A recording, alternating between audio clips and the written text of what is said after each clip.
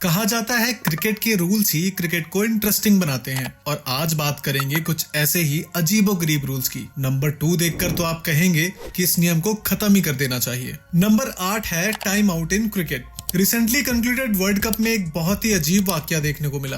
Bangladesh versus Sri Lanka के बीच हो रहे मैच में सदीरा समरविक्रमा के आउट होने के बाद श्रीलंका के बल्लेबाज एंजेली मैथ्यूज विद इन 2 मिनट्स ही मैदान पे बल्लेबाजी करने आ गए, लेकिन हेलमेट लगाते वक्त स्ट्रिप टूट गया और उन्होंने ड्रेसिंग रूम से दूसरा हेलमेट लाने का इशारा किया। इसी बीच बांग्लादेशी कप्तान शाकिब अल हसन ने हद दर्जे की बेशर्मी दिखाते हुए अंपायर से आउट की अपील कर डाली। एंजेली मैथ्यूज ने साकिब और अंपायर दोनों को हेलमेट दिखाया कि ये टूटा हुआ है, इसलिए देरी हो रही है, लेकिन अंपायर ने एमसीसी की रूल बुक का हवाला देते हुए मैथ्यूज को आउट दे दिया और इस तरह मैथ्यूज बिना कोई बॉल खेले ही आउट हो गए और क्रिकेट इतिहास में टाइम आउट होने वाले पहले बल्लेबाज बने। दरअसल मैरीलेबोन क्रिकेट क्लब यानी एमसीसी ही क्रिकेट के सारे रूल्स मैनेज करती है और क्रिकेट के नियमों में बदलाव भी करती है। अब एक तरफ तो आईसीसी कहती है कि खिलाड़ियों की सेफ्टी ही फर्स्ट प्रायोरिटी होनी चाहिए, लेकिन दूसरी तरफ आईसीसी के अंपायर्स हेलमेट टूटने की वजह से देरी होने के कारण बैट्समैन को आउट दे देते हैं, है ना जी।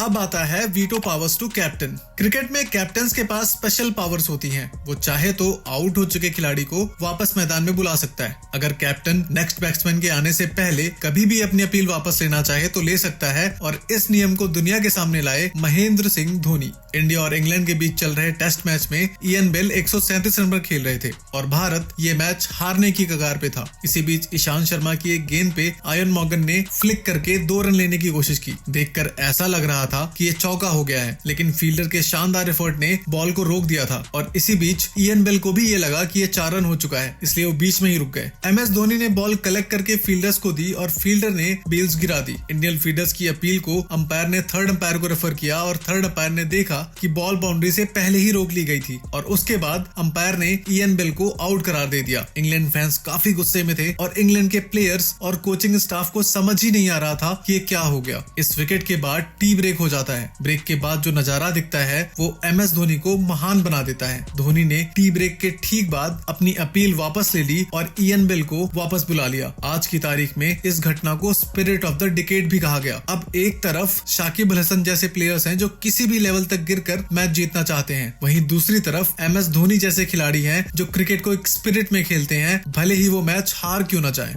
नेक्स्ट है वेयर्ड पेनाल्टी रूल। पेनाल्टी की बात करें तो सबसे पहले दिमाग में फुटबॉल आता है, लेकिन क्या आप जानते हैं कि क्रिकेट में भी पेनाल्टी को कई अलग अलग कंडीशंस में अप्लाई किया जाता है। ऐसा ही एक फनी वाकया हुआ पाकिस्तान और वेस्ट इंडीज के मैच में। पाकिस्तान के सस्ते विराट कोहली कहे जाने वाले बाबर आजम ने ऐसी गलती की जिसकी वजह से अंपायर्स ने वेस्ट इंडीज को 5 पेनाल्टी रन दे दिए। दरअसल बॉल को कलेक्ट करने के लिए कीपर रिजवान बॉल की तरफ गए और इसी बीच बाबर ने ग्लव्स उठाए और रिजवान के थ्रो को ग्लव से कलेक्ट किया। अंपायर ने ये देखते ही तुरंत 5 पेनाल्टी रन्स का इशारा किया और बाबर आजम को कुछ भी समझ नहीं आ रहा था, यहाँ तक कि उन्हें अंपायर से पूछना पड़ा कि ये पेनाल्टी रन्स क्यों दिए। इस जिम बाबर को लग रहा था कि ये गली क्रिकेट खेल रहा है। वैसे ये भी हो सकता है कि आईसीसी रूल बुक इंग्लिश में है और पाकिस्तानी खिलाड़ियों को इंग्लिश आती ही नहीं, तो इस हिसाब से आईसीसी को रूल बुक उर्दू में भी लिखनी चाहिए, है कि नहीं? अगर आपको भी ऐसा लगता है तो कमेंट करके जरूर बताना। इसके अलावा यदि फील्डर्स जानबूझकर बॉल को डैमेज करते हैं तो 5 एक्स्ट्रा रन दिए जा सकते हैं और अगर फील्डिंग करने वाली टीम जानबूझकर देरी करे तो भी ये नियम लागू हो जाता है। साथ ही अगर बैट्समैन का शॉट मैदान पर रखे हेलमेट पे भी लग जाता है तो पेनाल्टी के 5 एक्स्ट्रा रन दिए जा सकते हैं और इस बॉल की गिनती भी नहीं की जाती। इस तरह के इंसिडेंट्स क्रिकेट इतिहास में कई बार हो चुके हैं। अब आता है no appeal no out. Cricket में अंपायर्स के लिहाज से एक बहुत ही अजीब नियम है कि यदि फील्डर्स अपील ना करे तो अंपायर उसे आउट नहीं दे सकता, भले ही बैट्समैन क्लियर आउट क्यों ना हो। हालांकि अधिकतर मौकों में बैट्समैन आउट होने के बाद खुद ही पवेलियन लौट जाते हैं। सचिन और गिलक्रिस्ट इसके लिए फेमस थे। कुछ मौकों में आउट होने में कंफ्यूजन हो तो बैट्समैन मैदान पे डटे रहता है, भले ही फील्डर्स कितनी भी भारी भरकम अपील क्यों ना कर ले। कभी कभी ऐसा भी होता है कि बैट्समैन क्लियर आउट होता है लेकिन फील्डर्स अपील ही नहीं करते और अंपायर आउट नहीं देता। एक ऐसा ही वाकया हुआ 1986 में जब कृष्णामाचारी श्रीकांत बैटिंग कर रहे थे। बॉल को लीव करने के बाद वो बैट को स्टंप्स में मार देते हैं और बेल्स स्टंप्स में गिर जाती हैं। रिप्ले में साफ साफ दिखता है कि श्रीकांत ने अपना बल्ला स्टंप में मारा हुआ है, लेकिन किसी भी खिलाड़ी ने अपील नहीं की और अंपायर्स को ये पता होता है कि बैट्समैन आउट है, लेकिन अपील ना होने के कारण वो आउट नहीं देते।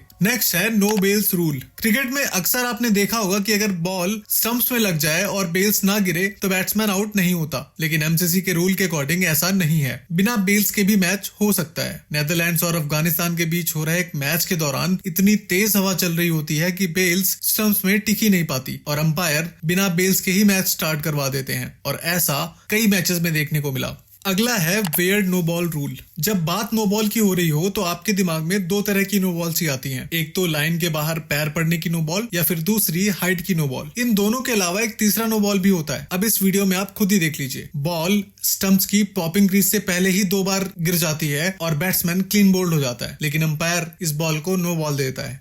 अब आता है डबल स्ट्राइक। आपको लगान मूवी में गुरन की बैटिंग तो याद ही होगी, कैसे वो बॉल को 2 बार हिट करता था, और उस फिल्म में भी एक अंग्रेज ने उसकी बैटिंग स्टाइल पे ऑब्जेक्शन किया था। दरअसल इंटरनेशनल क्रिकेट की रूल बुक के अकॉर्डिंग अगर कोई भी बैट्समैन बैटिंग के दौरान बॉल को 2 बार हिट करता है तो उसे आउट दे दिया जाता है, भले ही वो अपनी सेफ्टी के लिए ही क्यों ना बॉल को दोबारा हिट कर रहा हो। नेक्स्ट है एरियल स्टॉपेज। अक्सर टीवी पे मैच देखने वाले दर्शकों के लिए टेक्नोलॉजी और कैमरास के थ्रू मैच देखने का एक्सपीरियंस अच्छा करने की कोशिश की जाती है। इन टेक्नोलॉजीज की हेल्प से अंपायर को भी फैसले लेने में आसानी होती है, लेकिन अगर लाइव मैचेस के दौरान इन्हीं कैमरों के ऊपर बॉल लग जाए तो बॉल को डेड बॉल करार कर दिया जाता है। एक बार विराट कोहली ने ऑस्ट्रेलिया के खिलाफ थर्ड मैन के ऊपर से एक शॉट खेला और शॉट स्पाइडर कैम में जा लगा। बॉल बाउंड्री के बाहर जाने के बावजूद अंपायर ने इस बॉल को डेड बॉल करार दे दिया था। ऐसा कई मैचेस में कई खिलाड़ियों के साथ कई बार हो चुका है।